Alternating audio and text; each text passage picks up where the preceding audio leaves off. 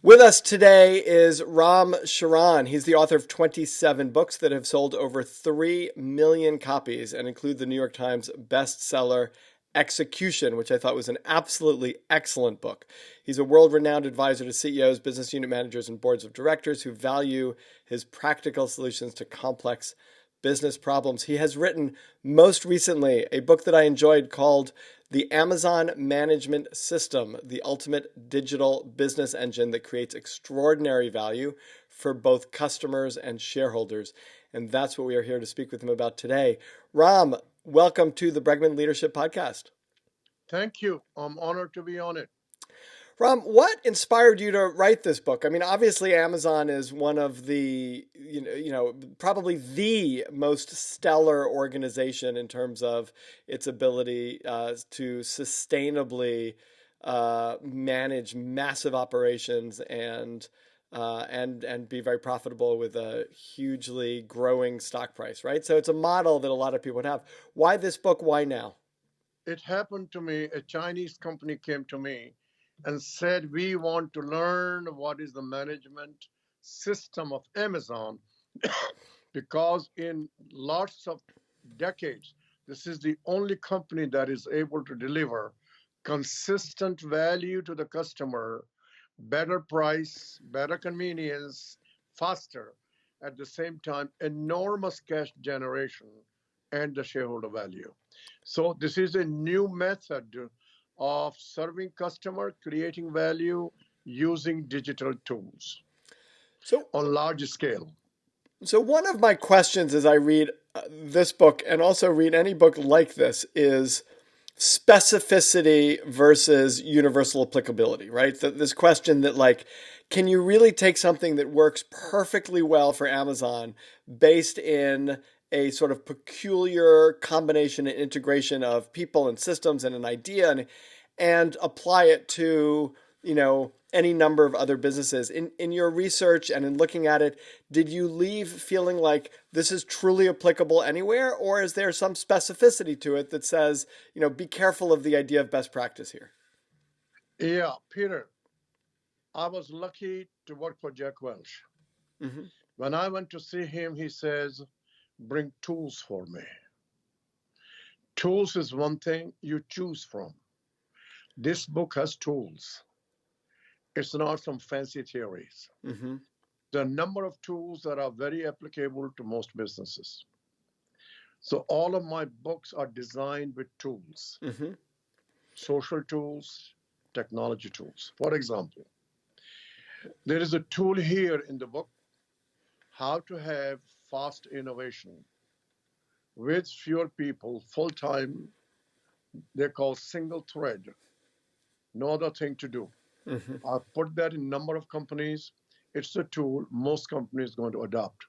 They got to learn how to adopt that because fast customer innovation for the customer is the new game. Those who don't do, they will suffer. Right. And is the tool, talk to us a little bit about that tool, right? Because I think you're legendary in your ability to take tools and apply them into organizations.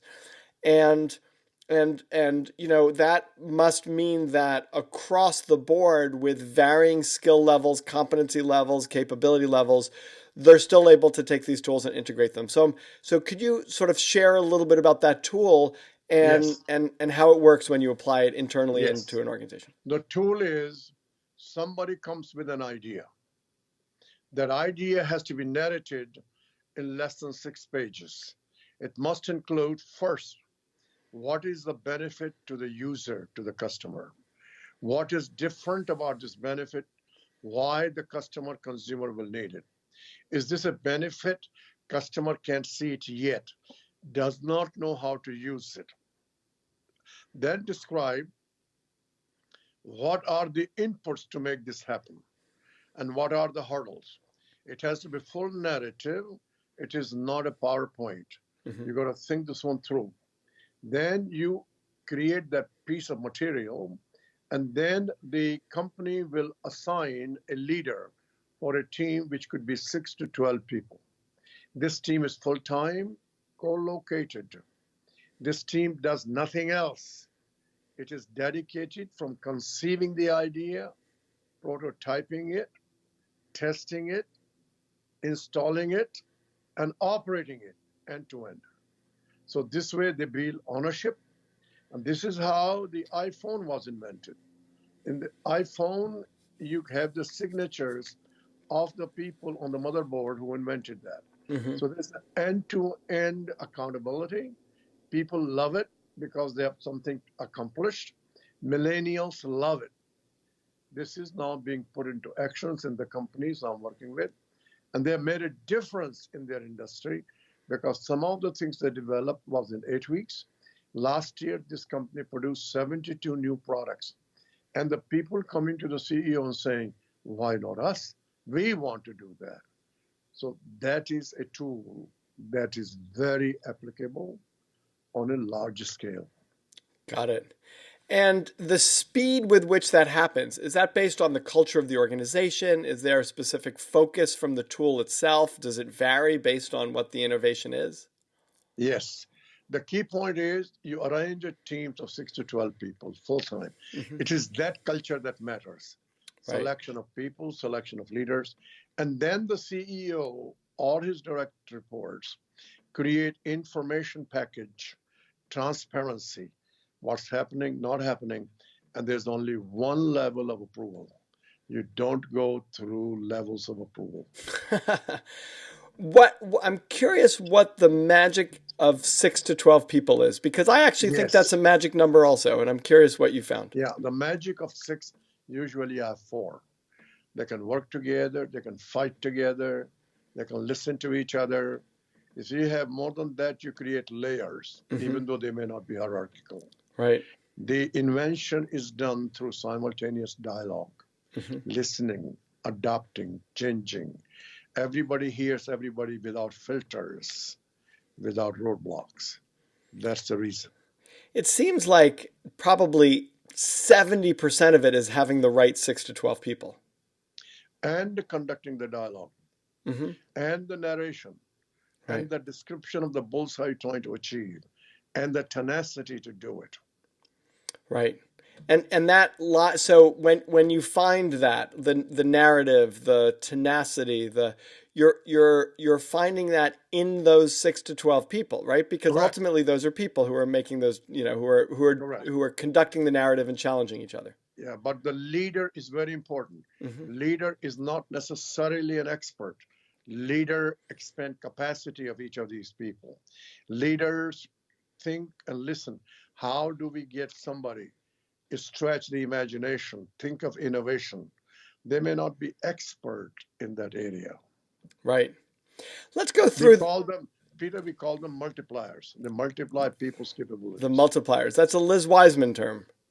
Yeah, she probably used it. I just don't know. Oh yeah, that's interesting. But so you call them multipliers of people who are able to multiply their No, multiply other people's other people's, right. So they multiply the output by leveraging other people's capability and making those other people better than they would be otherwise. Yeah, I think the last part, they can double the capability of a human being. Wow. I So do. so that's interesting. So what do they I want to get to each of these building blocks, but I'm so curious what multipliers do in your view, or what you've seen in your research that enables them to double the capability of Yeah. of people. There are basically 2 things. One, they try to see what is the potential of this person for imagination. Mm-hmm. Second, they see what is constraining them to open that one up. And that when the people talk, their ideas get developed better, faster, broader, multiple ways. So everybody learns from each other. Right. Right. Do you know a lot of multipliers when you go into an organization? Do you see a lot of multipliers? I think many of the multipliers are hidden in the companies Mm-hmm. because most of them are not great functional experts. So I'm trying to do that and telling, let's find these guys, create a separate pipeline, and reward them. It's so profound what you've said, and I want to slow down a little bit around it because it feels super important because almost always we promote and reward functional experts because they're the talent and they're the ones who are able to like achieve, they're the top technologist and yet often the greatest talent, executional talent, is not at all the greatest people management talent in the leader. You got it. But remember, no CEO in the world, with maybe a few exceptions, knows everything about the company. Right. They have to be multipliers. Right. Right. But they're when you're the talent, you're almost constitutionally obstructed. Like there's the talent, there's an ego drive to the talent that makes it hard often to multiply the people around them. Of course, but we want that exceptional talent that can do both. 100%. So how do you help someone, and I don't know if you've done this, but how do you help someone who is not constitutionally oriented to be a multiplier? Someone who you don't. We don't help. You don't. We find the right job for them. Got it. So David McClelland, David McClelland, who was from Harvard? Yeah, from Harvard. Yeah, of course, in my days. Yeah, one of my favorite quotes of his was, he was asked, because he created the theories of social motivation about achievement drive, affiliation, and power. Achievement at the time, this was in the 70s, and at the time, achievement was, they thought was the penultimate. And he was asked the question, can you develop achievement drive in another person? And hang on, Peter. Sure. It's a well-known observable phenomena. Mm-hmm. If somebody loves something, motivation comes. Right. It gets exacerbated when you succeed in doing something. The greatest motivator is success. Right. Yeah, I agree. He said, so here's his quote. He said, you can teach you could teach a turkey to climb a tree, but you're better off hiring a squirrel. Yeah, he could do that. But we have to see just the different way. We find a human being and try to figure out what is it in this person, God-given talent, mm-hmm. natural talent, and find something in which this person can succeed. Mm-hmm. Do you think we should be developing people at all? They develop themselves. We facilitate. Mm-hmm. So our role should be to say, here's some opportunities if you're interested, but my goal is not to change anything about you. It's just to figure out what about you can help contribute. No. More than that. What is it that you're going to grow and develop and change yourself in the future? You cannot be static. Right. Okay, so we have but it's got to be your choice and your decision. We give you ideas, we facilitate, we let you experiment, mm-hmm. we let you discover yourself. Mm-hmm. I love it. We can give you tools. Right. We can pay you tuition fee. Right. I was in Australia, 1960, poor. I told my boss's boss I was going to school 5 nights a week. He says, who pays that? As I do, he said, hell no, we're going to pay it. $2 a week. That's one of the best thing ever happened to me. Right. It's great.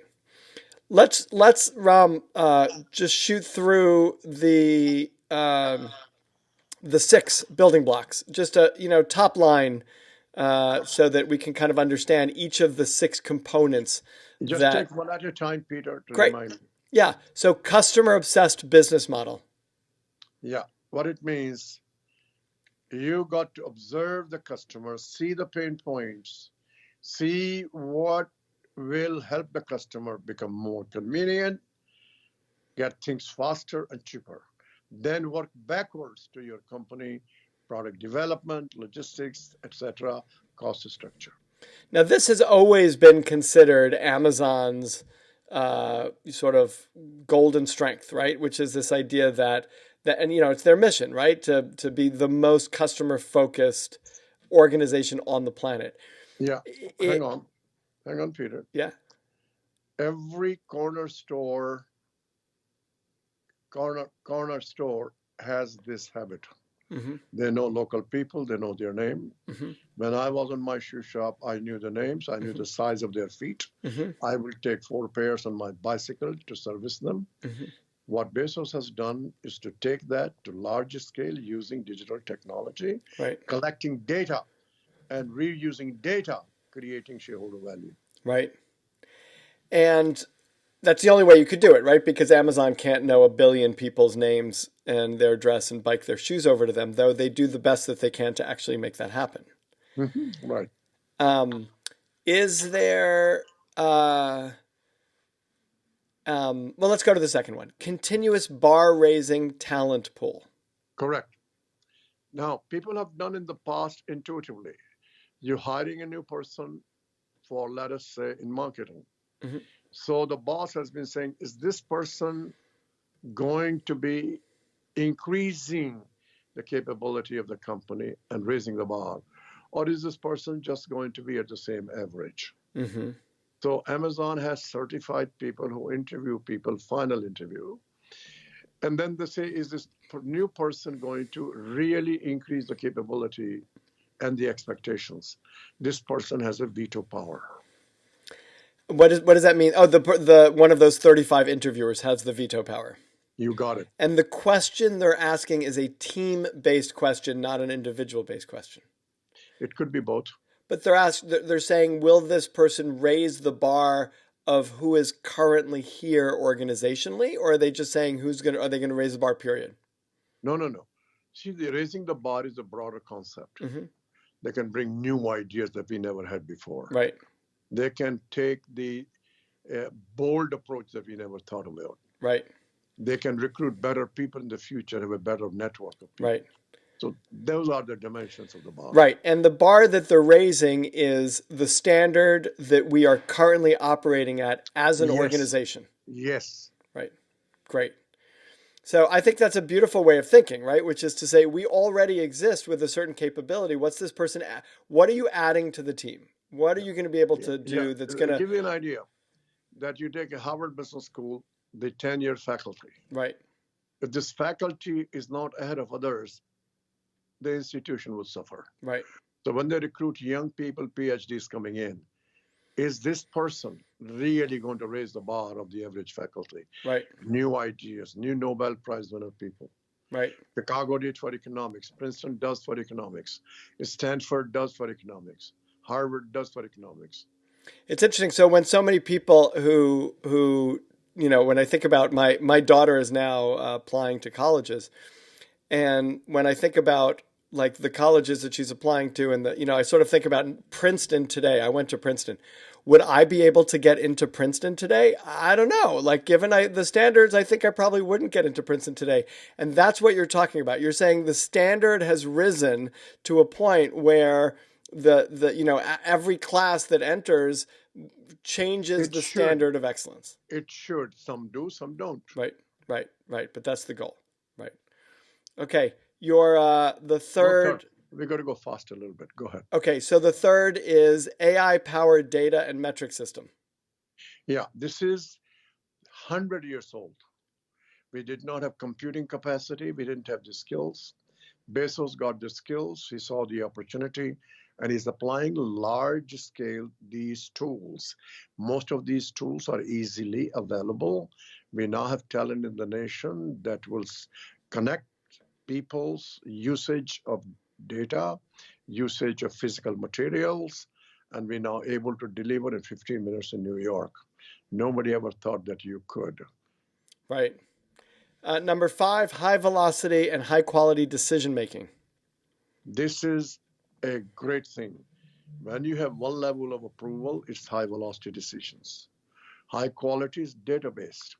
If there's a deviation of what you did and what's happening, Mr. Bezos has his organization, somebody in charge of it, and analyze the whole process from the beginning, find the root cause, and change it. So if you have one level of decision making, that means that you're pushing decisions farther down into the organization. Yes, because data transparency, because of smaller teams, and because use of algorithms, database. So are people making decisions, or are they just following the algorithm? No. Algorithms can give you alternatives. It can give you data. 80, 90%, 70% algorithms make the decisions. Right. Other ones, you got to see the new context, new context that the algorithms don't have, forces you to use your own judgment. Right. And you have to trust the judgment of people 7 layers down from the CEO. We don't have to do that in these organizations. We Because now have 4-layer organizations. 4-layer organization. So you've got Bezos and you've got 3 layers underneath him? Or for a good part of the organization, there are other parts they have a larger number, like in warehouses. Right. So you're talking about in the corporate offices, there's only 4 levels in the organization. I have companies now very large. We have four layers of organization. Right. Is that true for Amazon? For a good part of it. For a good part of Amazon, right. And the last building block you talk about is forever day one culture. Yeah. So Peter, Jack Welch used to say, every day is a new way. He used to have banners. That means new way to think. Remember, every millisecond, new economy is created. Mm-hmm. Some things go bust, some things go new. So day one means look into the future. What is entrepreneurial? What is new? Mm-hmm. That's day one.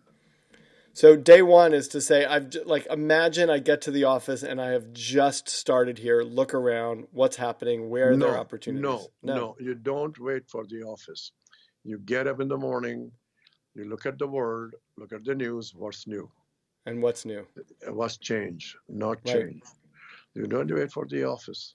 And is it true when you looked at Amazon that people are really waking up each morning with this view, or is this at a certain level of the organization? Because if you leave the warehouse logistics out, you look at innovation, other decisions, it is a culture. They are obsessed what's new for the customer. So let me ask you a question, because when I worked at Accenture many, many, many years ago, and I looked at the competency model and I didn't see creativity or innovation in at a certain level of the organization, and I asked about it, and they said, we actually don't want it at this level, because what we do is we replicate methodology across 50,000 people, and we need to make sure if we have too much innovation and creativity, we lose control of the system. How is that not happening at Amazon?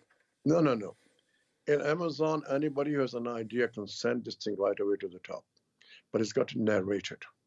Right, which goes back to your conversation about the 6-page document. You got it. Now, in Alibaba, what app? How did that come? A lower level guy picked it up, sent it to Dan, that's the CEO at the time, and he picked it up, and Ponima, and within 6 weeks, they were able to recreate. That became foundational stone for Alibaba.